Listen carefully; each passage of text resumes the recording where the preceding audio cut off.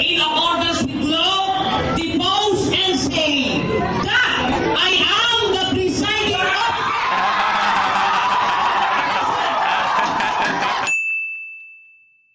Magandang araw po sa inyong lahat. Ako po si Sir JR. Kung ikaw ay first timer sa ating channel, tuloy ka sa ating channel. Ang ating pong ginagawa dito, atin pong inaanalisa, atin pong hinihimay ang mga argumento sa mga religious debates, mga discussions. At ang ating episode ngayon, this is not an exception. So like the usual, it will be a debate. Pero alam po natin, this is a short video. It was sent to us via Facebook. At ito daw po ay debate hindi ni Brother Eli but isang membro ng MCGI. So atin po yung papanorin ngayon. Sa atin pong background, ako po ay dating university debater mula po sa MSU IIT sa loob po ng 3 taon. Ako rin po ay naging debater sa ABS-CBN News Channel. Kalaban ko po LaSalle at FEU at member ako ng isang international public speaking organization, ang Toastmasters International. At bago ko po makaligtaan, kinakailangan kong batiin ang ating mga ginigilo ng mga subscribers. Kung ikaw ay subscriber ko po, returning viewer, maraming salamat po. Parte ka ng 87,000 subscribers ng Usap-Usap University. So ano pang hinihintay natin? Panoorin po natin ang video na ito ng sabay-sabay. Samahan niyo po ako.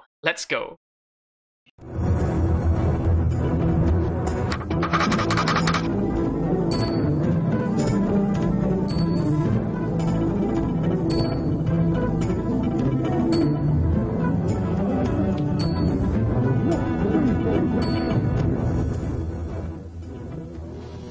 Church of God. Ang sabi ko kanina, pag-presiding officer ay hindi sa Diyos. Totoo ba? Totoo ba? Wala sa Biblia, ang sabi ko, liwanagin ko, yung presiding minister na inangkin mo palata ay ulo ng Colossus 24:25. Wala yun ang si Pablo yun! Okay, Mr. Navales. At tinatanong ko po, yung bang presiding minister o presiding officer, kapag ginamit ng sugo ng Diyos sa iglesia ng Diyos, masama ba? Wala sa Biblia. Wala sa Biblia! Ayan, Apostol yung nag-anggit Opo, yan! salamat. Ang Salamat. salita si Pablo, apostol! Ngayon, kung apostol yun, nag-anggit ang word presiding minister o officer, pwede! Bakit apostol ang problema? Si Soriano, hindi apostol! Okay, nasagot na po ang tanong. Anong sagutin? Ito na nga, lalabas ang litin ko sa kakasagot. Ang susunod kong tanong, pag hindi mo nakasulat sa Biblia, masama na o hindi? Pag hindi, tinawag! Ang gusto mo? Eto, pag hindi tinawag at hindi naayon sa pahayag ng Biblia, masamang mangaral!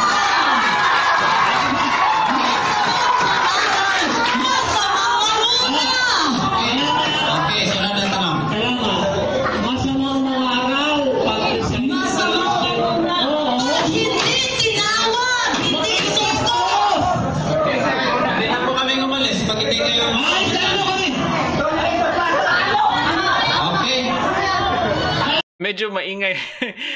Obvious po, napakaluma po ng debate na ito. Ito po ay noong 1999 pa yata. And I'm guessing this is from a VHS, kaya yung quality po ng audio hindi ganun kaklaro. Pero hindi po natin alam, para po itong segment na lang, part na lang. Unfortunately, hindi siya yung full debate video po talaga. Kaya parang kalagitnaan na po yata ito ng debate. Ito pong ating napapanood. And you may correct me if I'm wrong, mga ka-youthi. I think this is Brother Danny Navales ng MCGI. Anyway, so far, ang nagigets ko dito, ang tinatanungan ni Brother Danny is patungkol sa paggamit ng presiding officer. At sabi niya na pag hindi ba nakasulat is masama na agad. At ang sabi naman ng kanyang kadebate na isang ang babae, which is quite refreshing para sa akin, hindi daw si Soriano sugo at hindi raw siya ang apostol. Yan ang sinasabi dito ng debater from PMCC Fourth Watch. Kung hindi kayo sunod sa amin, Niliwanag ako na. ang tanong.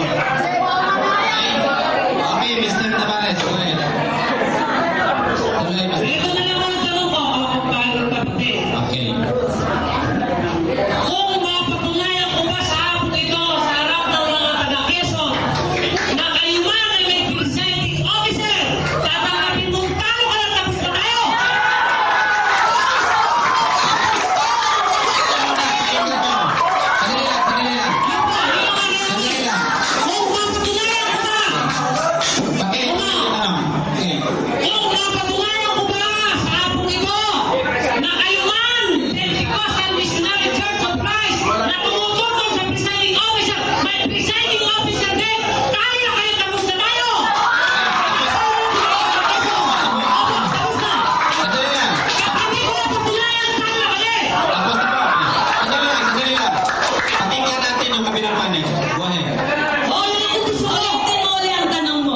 to showdown, no? Hamon po ito ng showdown. So sinasabi dito ni Brother Navales, kung mapatunayan ko na meron kayong presiding officer dito sa Quezon, Palawan, kasi nasa Palawan po yung venue po ng debate na ito, kung kayo man sa simbahan ninyo ay may presiding officer, talo ka na, parang ganun, ano? By the way, I'm curious about this mga ka-youth, kasi kung titinan po natin, ang dati pong pangalan dito ng MCGI pala is Church of God in Christ Jesus, the pillar and ground of the truth in the Philippines. So maybe sa mga members po ng MCGI, you can expound about this or let us know bakit po medyo iba itong pangalan po ng simbahan po ng MCGI dati, and what's the reason behind this. Baka pwede niyo pong mabigyan ng kaliwanagan yung atin pong mga viewers din po, and also me, kasi napansin ko nga po sa debate po ni Brother Eli versus Villas, parang Tagalog pa po yata yung pangalan, no? Yung mahabang pangalan yun or maybe this is just the English version, para ma-remember ko meron pang kasamang word na suhay ng katotohanan, parang sa bansang Pilipinas may ganyan pa yun so maybe you can tell us more about that mga ka-U3. Sayang naman di natin naabutan yung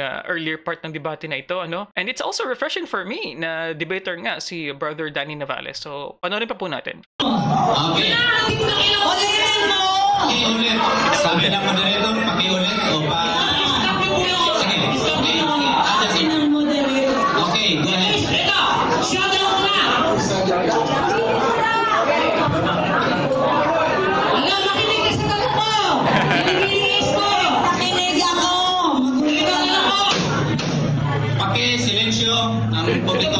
Okay ka na katanungan. Huwag muna tayo mag-upload. Nahihiya ako kami sa inyo, kaya lang ito yung once in a while, matapos tayo. Kung mapatunayan ko pa sa hapon ito, na kayong tumutulong sa presiding officer, ay may presiding officer din pala! Ay, tayo na kayo! Pag napatunayan ko, pag hindi mo napatunayan, tama kami! Okay? Tapos na ang diskusyon! Tapos na. Dali lang. Tama na po! Tapos na, okay. Wala na Okay. mawasa! Go ahead. Miss Lo. Wala kaming ganyang katungkulan at wala kaming ganyang aral. Salamat po! Ano sinabi ko wala? Ito po! Ito po! Ang babasahin ko po ay ang kanilang list ko sa security sa licensing dito. Pakinggan natin. Ito po! Republic of the Philippines! Mali Okay, before that, interesting na ginawa ni Brother Danny dito. Sinabi niya na agad yung kanyang proof na meron kang presiding officer ang PMCC Fourth Watch, at hindi ko narinig so far na inaccept nung babae ngang pastora, yung kanyang sinasabi nga ng babae, parang nirefute niya nga sabi niya nga, no, wala kaming ganyang katungkulan at wala sa turo namin yan. Ang naging argumento naman, however, ang substantiation, yung pagpapaliwanag, yung further proof naman ni Brother Danny Navales is sa SEC, sa Securities and Exchange Commission. Ano ba yung presiding officer? So, presiding officer po, dalawa po ang usual po, typical po na meaning niyan, Sa konteksto po ng kung sa debate lang po, yung debate moderator po, actually, pwede rin ma-consider as a presiding officer. Sa konsepto naman po ng pagboboto o paglalagay ng isang tao sa isang particular na posisyon, yung tao po na in charge po sa voting, yan din po ay tinatawag na presiding officer din po. So tinan pa po natin kung ano pong sasabihin dito ni Brother Danny Navales patungkol po sa presiding officer, dahil yun po, I think, ang kanilang naging central topic. Philippines! Affidavit that I, Arsenio P. Cariol, of legal age, Filipino, resident and with postal address at 509 Jacinto Street, San Domingo, Marikina, Rizal, met after having been duly sworn to in accordance with law, depose and say that I am the presiding officer.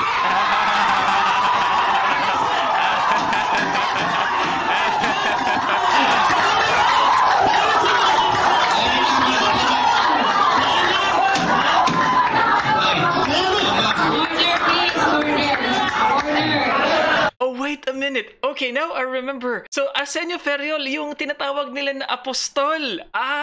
Yes, I remember. Okay, tama.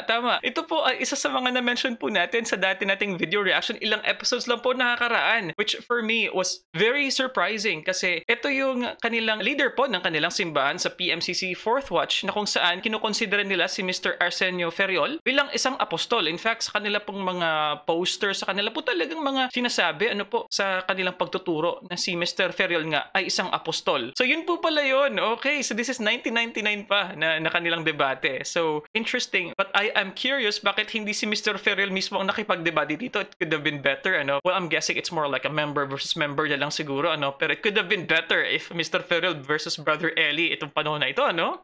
Sandali lang po. Hindi pa natapos yung oras. Tapusin mo natin. Kung may nakagutan. Okay, sandali. Pakinggan niyo muna. Pakinggan niyo.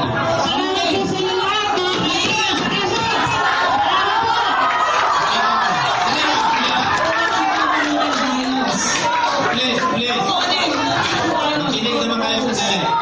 Kung ayaw niyo na ito, tatapusin natin ito mamaya. Meron lang sasabihin si Mrs. Lo. O si Miss Lo. Tanungin mo. Hindi, may tatanong lang. Sandali lang. Okay? Salamat sa iyo. Ayan na po. Ganito po.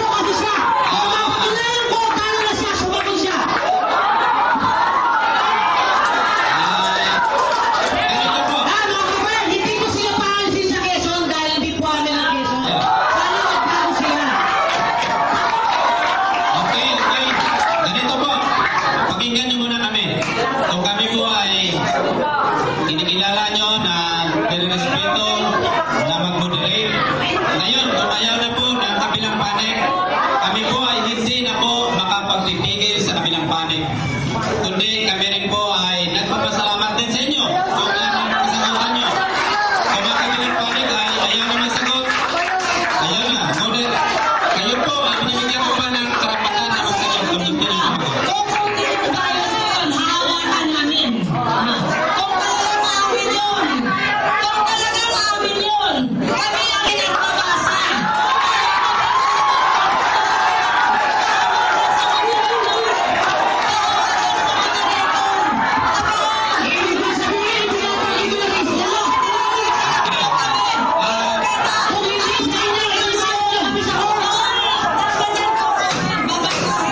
Tapusin na natin. Okay?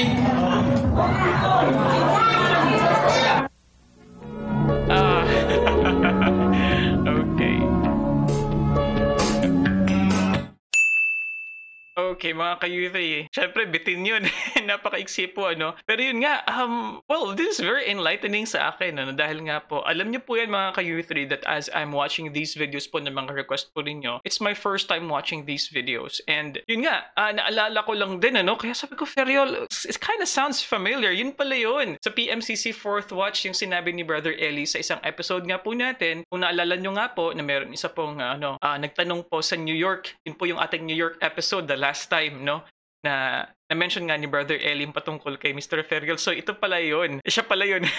So, ito po pala yun yung kanya po mga miyembro. But anyway, kung meron po kayong full copy po ng debate na ito, if possible lang naman, ano? Kasi totoo lamang po, napakahirap pong maghanap ng mga 1990s po ng mga debate ni Brother Eli or debate videos ng MCGI. And some of these yung qualities po ng kanilang audio or video. Syempre, hindi na po ganun kaganda dahil nga po luma na, ano? But anyway, I appreciate this video. Pero nakita nyo naman po, during these times, yung kultura ng religious debate talagang mainit, ano? Talagang may mga dumadayo po sa Palawan para makipagdebate. Kung napansin nyo rin po yung background po kanina, so nakasulat doon yung PMCC 4th Watch nga, mga Pentecostal po yan kung hindi po ako nagkakamali. And for me, it takes a lot of guts para po sa isang worker po ba o servant po, si Brother Danny Navales, para po lumaban, ano? Isang debate na ito para dumayo. But anyway, mga ka-youth, I have addressed a question earlier kasi sabi ko nga po kanina, iba po yung nakasulat po na pangalan ng MCGI sa mga panahon na ito. So ito po yata yung around 1990s hanggang early 2000s. And it seems to me na yung English nga no na name was a translation, no, ng Filipino na pangalan nga ng simbahan dati na narinig natin sa debate ni Brother Eli versus Mr. Villas. So comment down below, mga ka-youth, ano pong masasabi niyo sa debate na ito? Kita niyo naman ang husay din ni Brother Danny Navales, no, nakipag-showdown. And sinasabi pa nung kabila, nung pastora, I'm guessing she is a pastora, no? Sinasabi niya na kung totoo yan, kami ang babasa. Yun pa sabi niya. But that's SEC. It's a public record. And I find it surprising na they were not able to prepare for that question. Yung response pa lang nila mali na agad eh. I think it could have been better if sinabi nung mga taga PMCC Fourth Watch na, okay, tama ka, Mr. Navales, na pinirmahan nga ni Mr. Ferriol bilang presiding officer sa SEC na document. Pero hindi yan ang ibig sabihin ng tinutukoy sa Biblia at hindi kapareha ng kanyang duty as a presiding officer sa SEC at ang kanyang duty bilang presiding officer o apostol sa aming simbahan. Pwede niyang ganun yung kanyang debate eh. Kasi, di ba, we're talking about labels kasi ang labels po kasi pwede magkaroon ng isang ibig sabihin sa isang particular na konteksto. Isang konteksto naman pwede na naman kasing maging iba din ang ibig sabihin ng label na yan. And if you like these kinds of contents, mga ka-U3, please click subscribe here. Marami pa po tayong mga religious discussions, religious debates. Basta po may sense, basta may katuturan, and pong pinag-uusapan natin sa Usap-Usap University. Kaya maraming salamat po. Watch this video here and also here. And I'll see you guys next time. Peace. Bye-bye.